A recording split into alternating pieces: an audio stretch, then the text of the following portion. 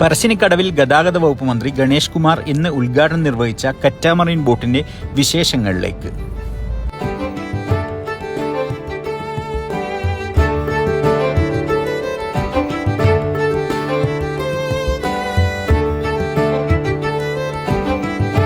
കറ്റാമറൈൻ ബോട്ടിന്റെ പ്രത്യേകതകൾ എന്തൊക്കെയാണ്?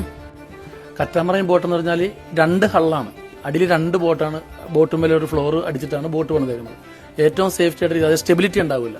100 പേര് കപ്പാസിറ്റി ഉള്ള ബോട്ടാണ്. ആ 100 പേര് ഒരു സൈഡിലോട്ട് പോയാലും ബോട്ട് ചരിയോ ഒരു അപകടം ഉണ്ടാവില്ല. അതാണ് ഏറ്റവും മെയിനായിട്ടുള്ള സംഭവം. പിന്നെ ഒരു സൈഡിലെ ഹള്ളിൽ തന്നെ 5 അറകളായിട്ട് തിരിച്ചിട്ടുണ്ട്. അപ്പോൾ അതിൽ ഒരു അറയിൽ വെള്ളം കയറിയാൽ അങ്ങനെ കയറിയാൽ ബോട്ട് ഒരു പ്രാവശ്യം മുങ്ങോ ഒരു അപകടം ഒന്നും ഉണ്ടാവില്ല. അങ്ങനെ 2 സൈഡിലെ ഹള്ളിലും അങ്ങനെ തന്നെ ചെയ്തിരിക്കുന്നത്. നല്ല സേഫ്റ്റിയാണ്. യാത്ര ഏറ്റവും സേഫ്റ്റി ആയിട്ടൊരു ബോട്ടാണ്.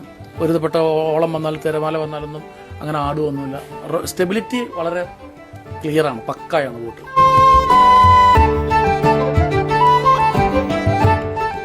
ഈ ബോട്ട് അപ്പോൾ എവിടുന്ന് സ്റ്റാർട്ട് ചെയ്യുന്നത് എവിടത്തെ വരെയാണ്?